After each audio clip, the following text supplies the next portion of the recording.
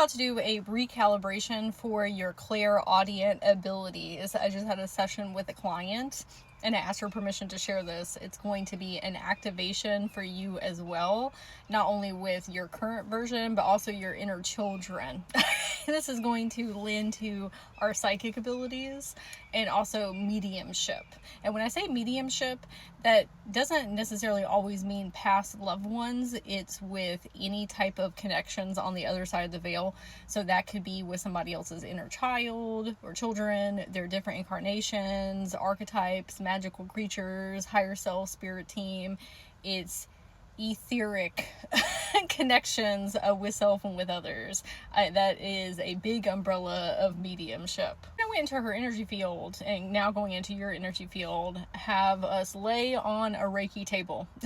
And I went over and felt an immense amount of pressure in her head, and she's been dealing with a lot of headaches and eye strain.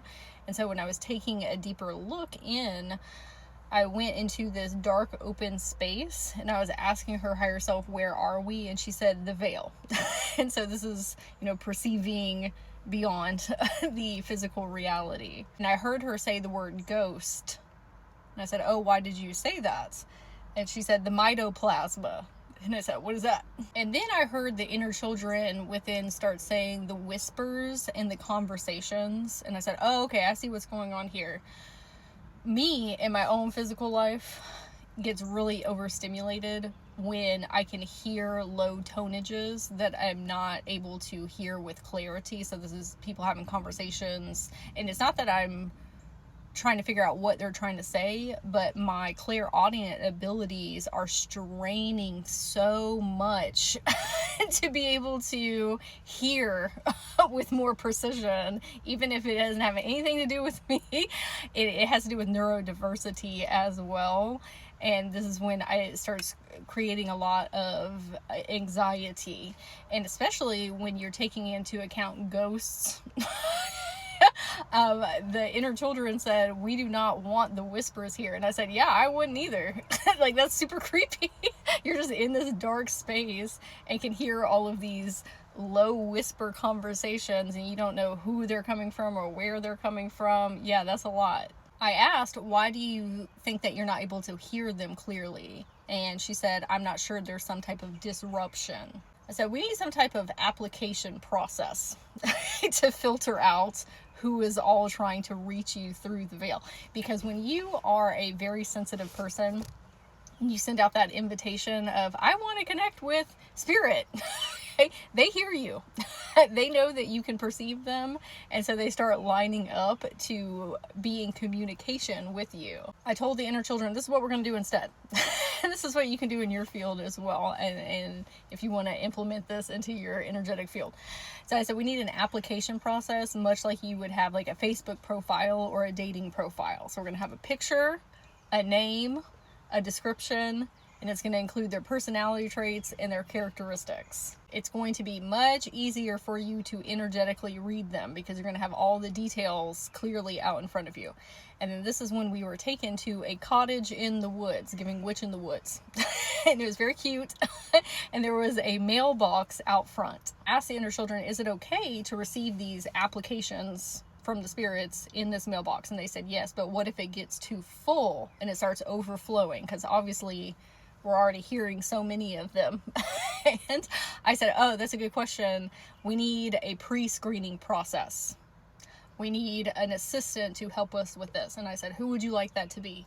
And she, my client, has a phoenix guardian that she has been working with for multitudes of incarnations, and the inner children said, oh, we want her. So that's going to be up to you. If you have a familiar or a magical creature or your higher self or a spirit team member, whoever you want your assistant to be, they would love to support you with that. So basically this assistant guardian of this cottage is going to look through all of the applications for you instead of you having to manually do that. The inner children asked, well, what do we do with the letters that we don't respond to, that we do not agree, to work with that spirit? And I said, good question. We are going to have the phoenix fly the letters to the cosmic post office for redistribution. Inner children said, well, I kind of feel bad. And I said, why? And they said, well, who is going to help those spirits if I do not help them? And I said, someone who is a great energetic match. We are not meant to help everyone. You have your own unique gifts, talents, and abilities, just like everyone. People need different support at different times. Your guardian will make sure, or your assistant will make sure that you are in alignment with the spirits that you are meant to support. What has happened is when we put out this invitation of I want to be an open channeler to connections out in the ethers, we didn't set enough parameters. And so everyone is filtering through and we're not able to hear them clearly. One, because our inner children are a little bit nervous about this whole dark veil situation and strange spirits being everywhere.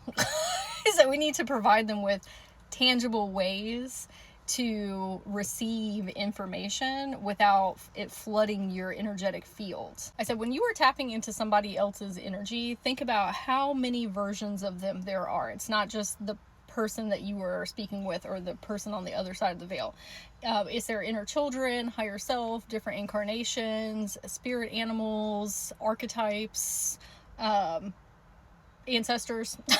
There's so many versions. So you're not only looking at one being, you're looking at the connectivity of them in the Akasha, and you're like, too much input coming in. The application process is creating energetic distance. So instead of fully immersing yourself in what they got going on, we're able to look at it objectively. And so you're not having such a reaction in your body, because when you are connecting with someone, you are sensing their feelings and their emotions and their thoughts and their trauma, and then taking into account all those different versions. Where if you're looking at an application, it's almost like a doctor would be talking to a patient, but before they talk to them, they look at the charts.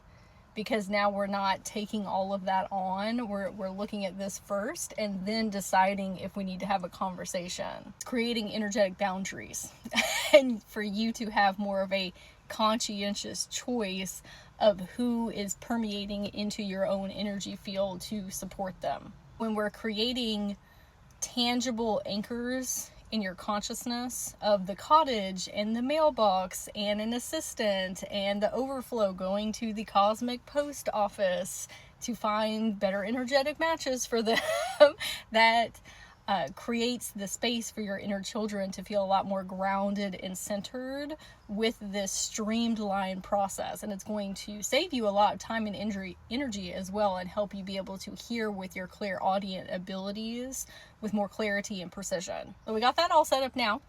Or you can go in meditation and go through those processes with your inner children to make it even more tangible and real for your own experiences. Now, if you would like your own personal reading, I'm offering 3 sessions in April and May, and this is for psychic development recalibration.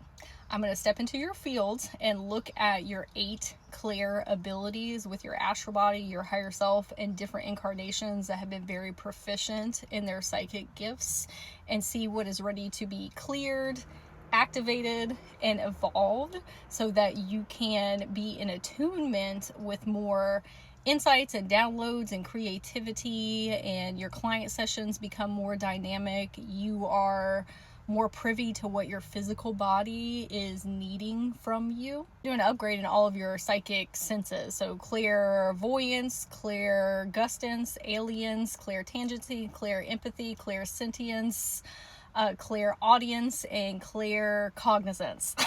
So if you would like to participate in this, you can send me a DM here or email me at magicwithsage@gmail.com, or leave a comment and I will send you the link to sign up. And I'm wishing you the most magical day.